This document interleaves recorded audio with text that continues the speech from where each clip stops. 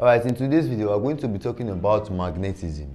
We're not just going to be talking about magnets, but also be talking about how particles interact in magnetic field and some other features. Let's take a typical bar magnet on the board. Now, remember, bar magnets or any magnets in general, they have two poles. That is, they are dipoles, okay, containing the north and the south pole. Now, how do we identify the north and the south pole of a bar magnet? The south pole is the part in which the flux of the bar magnet are actually directed inward. The flux are directed inward. But flux are imaginary lines and we cannot see them. So when we see a bar magnet, how do we identify the south and the north pole? If I should place this bar magnet and suspend it freely in the Earth's surface, one side will be pointed towards the geographic or magnetic north and the other will be pointed towards the geographic or magnetic south. Now, let's talk about the magnetic north. The parts that will be pointed towards the magnetic north is the south pole. This is because from Coulomb's law, unlike charges attract, we are having the north and the south, so they tend to attract. While this other end will be pointed towards the magnetic south. Okay, south will attract north, and in this other end also the flux tends to direct outward. That is, the flux are directed outward. Okay, now the strength of this magnet is actually stronger where the magnetic lines are closest. Okay, that is, the strength of the magnetic field. If I should place a particular conductor or a metal which can have a magnetic effect in this point, the magnetic effects that will act on it will not be as strong as when it is placed in this point. Okay, so where we have the lines closest to each other, we have a very strong magnetic field. Now, mind you, inside of this bar magnet, the opposite of what you are seeing outside is what will occur. That is, inside of this bar magnet, the magnetic flux are directed towards the south. They are directed towards the south, that is inward. And for the south, they are directed towards the north. Now, how do we measure this flux, that is the imaginary lines? Okay, it is measured with the formula magnetic flux is equal to B A cosine of theta, where B represents the magnetic flux density and A is the area. Now, also, the reason why I'm having this angle is because if we're having a conductor or a material placed at an angle to the magnetic field, we'll observe that the flux is actually proportional to the cosine of the angle it makes with the small area. Okay, if we are having a small area, let's say this is the area and this is the magnetic field, when the velocity of that particular element or that particular material is at an angle to the small area theta, we use this formula for calculating this. Now, how do we get the maximum flux? The flux is actually maximum when it is equal to the product of the magnetic flux density and the area. That is when cosine of theta is equal to 1. So if cosine of theta is equal to 1, I will have theta as the cosine inverse of 1. Therefore, theta is equal to 0. That is when the material is just in line on the small fraction of the area, we will get the maximum flux. Now, the minimum flux is equal to 0. This is because the flux becomes minimum when theta is at its highest, that is 90 degrees, and cosine of 90 is 0. When 0 multiplies BA, we obtain the minimum flux to be 0. Now, let's talk about how we measure the field of a magnet, how strong the field is. Generally, the magnetic field of a magnet is designated as B, the magnetic flux density, and its intensity is equal to H. That is, when we divide this magnetic flux density by what we call the permeability of free space, we get H. Now, permeability of free space has a constant value of 4 pi times 10 to the power of minus 7. Now, imagine we are having a magnet in a medium, usually free space. When we move that magnet from free space to another medium, let's say we move it into water, the rate at which the magnetic flux will change is constant, and it will change by a constant value of K.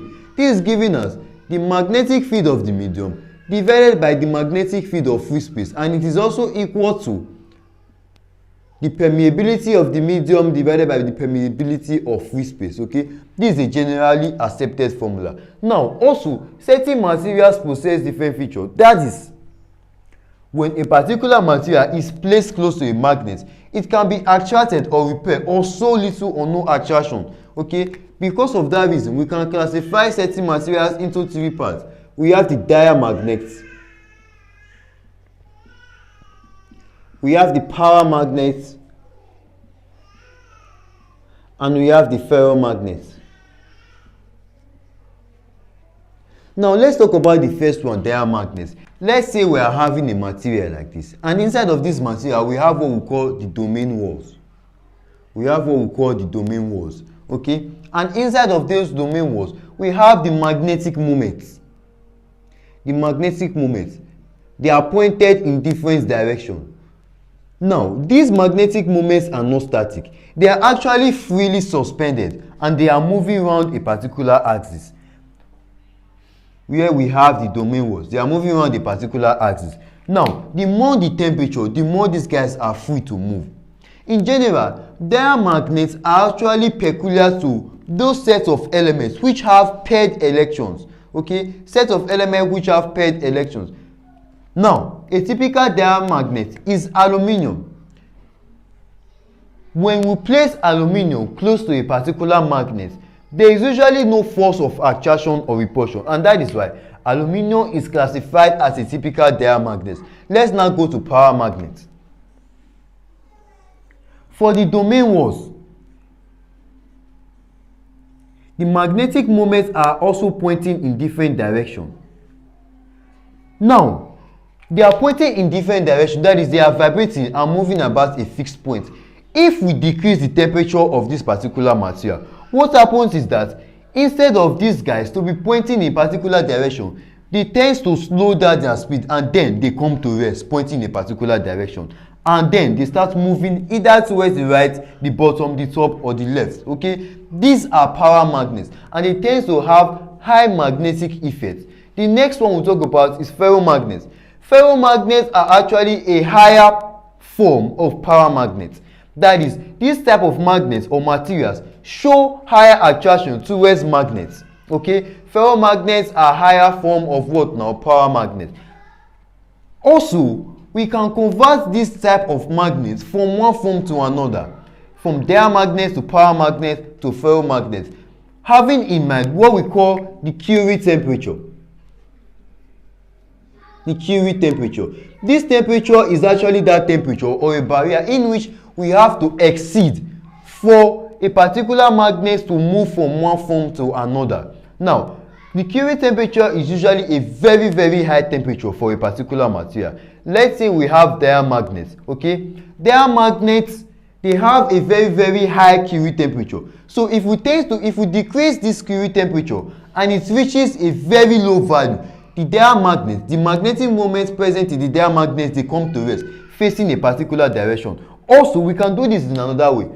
If we break a naturally occurring magnet, let's say a lodestone, and we place, for example, a diamagnetic material, as the flux line passes through this material, as they pass through the material, they become minimum at the other end. But if we leave these certain magnets in the field of those naturally occurring magnets, after some time, the magnetic moments become aligned in a particular direction, making these guys paramagnets. Okay, a typical example of paramagnet is copper. And also take note, silver is not a magnet. This is because the magnetic moments, they are freely suspended, and that is, they move around a fixed axis with a very high speed. So they are what now? They are also examples of diamagnets. Silver are examples of diamagnets. Now, the next one we're talking about is the force that will actually act on a moving charge in a magnetic field. If we have a moving charge Q, the force that this charge will experience is given as the product of the charge times the cross product of the velocity of that moving charge and also the magnetic field. Now take note, the magnetic field here, which measures the strength of the magnetic field, is a constant, okay, and v is the velocity. If the velocity is making an angle with the magnetic field, we will also see that the force is directly proportional to the sine of the angle. Now, how do you obtain the maximum force? To get the maximum force, the force is maximum when sine of the angle theta is equal to 1. And when it is equal to 1, I will have Q multiplying the cross product of the velocity and the magnetic flux density. So when sine of theta is equal to 1, I will have theta is equal to sine inverse of 1, and that is equal to 90 degrees. So we can say the force experienced by a moving charge in a magnetic field is maximum when it is at an angle of 90 degrees, or we can say it is perpendicular or orthogonal to the magnetic field. Now, what about the minimum force? The minimum force is equal to 0. That is, it will experience no force where it is at an angle of 0 degrees. That is, we have Q times V times the cross product, which is velocity times B, sine 0. Okay, so sine of 0 is equal to 0. 0 multiplies everything here. We have what now? 0 net force. So it will experience a force of 0 when it is actually in line with the magnetic field. This is what we are talking about. Let's say we are having a conductor, a straight line conductor. When I place the conductor in this field, okay, when I place this conductor in this field, the charges which make up this conductor will cause it to what now? Experience a particular force. Now, the direction of this force can actually be gotten from a particular law. This law is called the right hand grip rule, the clenched fist rule. Okay, it has different name, or we make use of what we call the Maxwell corkscrew. Let's say we are having two conductors. These conductors, each of them will produce a magnetic field. Okay, when current flows through this particular conductor, it will produce a magnetic field, and when current flows through the particular conductor, it will produce another magnetic field. Let's say the current I is flowing in this direction. If this guy is flowing towards this direction, let's say we are now having a real conductor like this. To get the direction of the magnetic field, I will have to grip this conductor in such a way that my thumb will be pointing in the direction of the current passing through the conductor, while the other fingers will show the direction of the magnetic field, which means the magnetic field will be in such a way like this. How about this guy? If the current is moving in this direction, I will hold the conductor like this. My thumb will point in the direction of the current, while the remaining fingers will show the direction in which the magnetic field is actually pointed towards. Okay? V was given a value of 0.0 TVI minus 0.15 J, okay, in Tesla. B was given a value of 0.0 TVI minus 0.15 J, okay, in Teslas. Now, to find the magnitude of this guy, it simply means we are going to get rid of the direction, that is I and J. And how do we do it? Let's say we are having AI plus BJ plus DK, and we want to find the magnitude of this vector having this direction I, J, and K.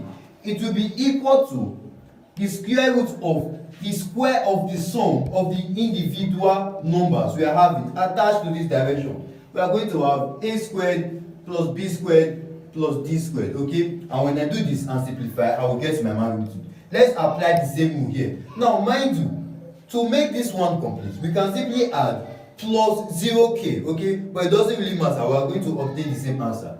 The magnitude of B becomes the square root of 0.03 all squared plus minus 0.15 all squared, okay? So the magnitude will be equal to, I'm going to punch everything on my calculator and see what we obtain as our answer. So we are having the square root of 0.03 squared plus minus 0.15 squared, okay? Everything in a square root. So we are going to obtain a magnitude of 0.15 TV, okay, Tesla approximately. So this is how we solve for the magnitude of vectors given the direction attached to them. Okay, so we are having a question on the board And it says an electron that has a velocity of this value in meters per second moves through a magnetic field of this value in Tesla. Find the force on the electron and also the magnitude of B. Now, the formula we make use of is still on the board. F is equal to charge times the vector cross product of V and B. Now, first of all, you need to know how to multiply vectors using cross product. When multiplying vector cross product, there is a formula we make use of, and we are having A times B. It is equal to the magnitude of A times the magnitude of B times sine of the angle they make. Okay. Now, take note. Whenever I multiplies J, we get K. Whenever J multiplies I, we get minus K. Okay. Whenever J multiplies K, we obtain I. And whenever K multiplies J, we obtain minus I. Okay. We've multiplied I and J to get K. J and I to get negative K. What is left is I and K. We'll multiply I by K, we get negative J, and we'll multiply K and I, we get positive J. Now, having that in mind, let's multiply V and B without following matrix. Okay, there's also another method we can make use of, which is the matrix form, but let's multiply these two guys without using the matrix form. We are going to have V times B, in this case the cross product, is equal to, V has a value of 2 times 10 to the power of 6I plus 3 times 10 to the power of 6J, and this is multiplying B. Okay, the value of B is given as 0.03J minus 0.15J. Okay, 0.03I minus 0.15J. Let's multiply. Now, 2 times 10 to the power of 6 multiplying 0.03. 2 times 10 to the power of 6 multiplying this guy. Now, take note. We just said when I multiplies I, we are going to get a value of 0. Take note. When I multiplies I, we are going to get a value of 0. When J multiplies J, we get a value of 0. And when K multiplies K, we get a value of 0. Okay? So when I multiplies I, we get a value of 0. The next one, 2 times 10 to the power of 6I multiplies minus 0.15J. So what we are going to obtain, this is positive, this is negative. We are going to obtain minus 2 times 10 to the power of 6 multiplying 0.15. We are going to obtain, so let's do the math. 2 times 10 to the power of 6 multiplies 0.15. We are going to get a value of 3 times 10 to the power of 5. Now, we are having I multiplying J. Come to this table again. When I multiplies J, we get what now? Positive K. Okay? The next one we move to is 3 times 10 to the power of 6J multiplying 0.03I. Okay? Now, first of all, check. When J multiplies I, we get negative K. So obviously, our answer is going to have a negative answer. This means we are going to have minus. Now, multiplying 3 times 10 to the power of 6 times 0.03. That will give us a value of 9 times 10 to the power of 4K. Okay? And for the last one, when we are having 3 times 10 to the power of 6J multiplying minus 0.15J. Remember, when J multiplies J using cross product, what we obtain is 0. So in the end, we are going to obtain 0. What is left is minus 3 times 10 to the power of 5K minus 9 times 10 to the power of 4K. Okay? Let's now add these two guys and see what we are going to obtain. We are having minus 3 times 10 to the power of 5 minus 9 times 10 to the power of 4. Okay? We are going to obtain a value of minus 39,000. This can be written as 1, 2, 3, 4, 5. This can be written as minus 3.9 times 10 to the power of 5K. This is the value we get when we multiply V and B using the vector cross product. Now, let's now go to the force. Let's now go to the force.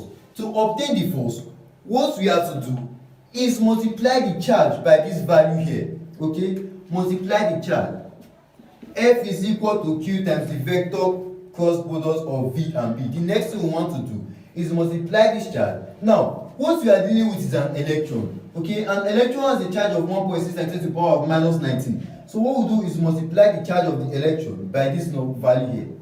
I will have 1.6 times 10 to the power of minus 19. Take note, we are using this time around the dot product. Okay, times minus 3.9 times 10 to the power of 5k.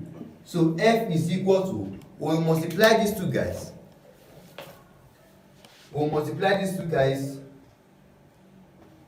That is minus 3.9 times 10 to the power of 5 times 1.6 times 10 to the power of minus 19. We are going to have a value of minus 624 times 10 to the power of minus 16 newtons. Okay, or in the general standard form, we are going to have minus 6.24 times 10 to the power of minus 14 newtons. Now, this is the force in which an electron moving with this particular velocity in a field which has this particular number as its magnetic flux density we have. Okay, it will express a force of minus 6.24 times 10 to the power of minus 14 newtons when it is moving with that particular speed in the magnetic field. Now, the next thing they want us to obtain is the magnitude of B. Okay, to obtain magnitude of B, okay guys, this is the end of this class. Okay, for calculating the force on a particular charge when moving with a particular speed or velocity in a magnetic field. In the next class, we are going to be talking about electromagnetism, the forces on conductors, and how conductors interact with magnetic fields. Learning online haven't been more fun. Exquisite Online Tutorials is a household name when it comes to academic excellence in online tutoring of 100 level students to 100 level students and college entrance examination candidates. With the power of artificial intelligence and human studies, Exquisite Online Tutorials have been able to interact with the intelligence of students worldwide, making the good ones better and even the better ones best. Just like Science Bob, Exquisite Tutorials has a great faculty of erudite tutors that inject knowledge, whether science or business management, to the cerebrum of her students. QTME lectures and other college entrance examination lectures are going on as well. Do you still need a physical tutor? No. Exquisite Tutorials got you. Please subscribe to our YouTube channel and follow us on Twitter and Facebook.